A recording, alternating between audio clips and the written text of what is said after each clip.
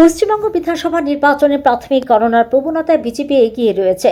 সোমবার ভোট গণনার প্রথম কয়েক ঘন্টায় শাসক দল তৃণমূল কংগ্রেস ও বিজেপির মধ্যে হাড্ডাহাড্ডি লড়াইয়ের ছবি সামনে এসেছে।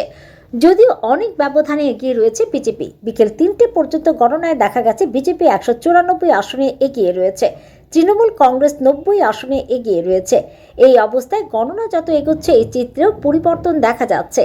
এরই মধ্যে এর প্রভাব রাজ্যেও পড়তে শুরু করেছে। রাজ্যে শাসক দলের কর্মী সমর্থকরা আনন্দ উল্লাসে মেতে উঠেছে। প্রসঙ্গত, পশ্চিমবঙ্গে ভোটের প্রচারে একাধিকবার গিয়েছিলেন আগরতলা পুর নিগমের মেয়র দীপক মজুমদারও। এখন পর্যন্ত পশ্চিমবঙ্গের ফলাফলে আনন্দে মেতে উঠলেন তিনিও। এই সম্পর্কে তিনি এদিন সংবাদ মাধ্যমে তাঁর প্রতিক্রিয়া ব্যক্ত করেন। এটা প্রত্যাশিত।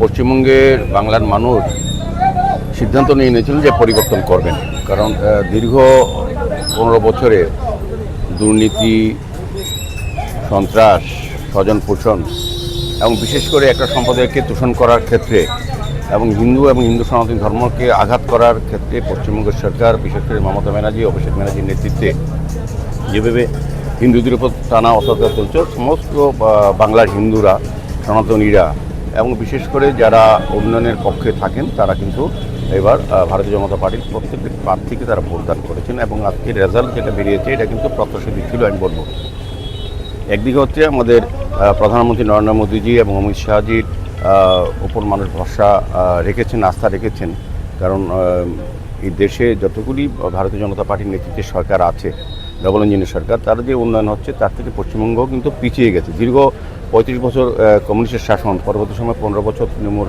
কংগ্রেসের শাসনে পশ্চিমবঙ্গে উন্নয়ন স্তব্ধ হয়ে গেছিল।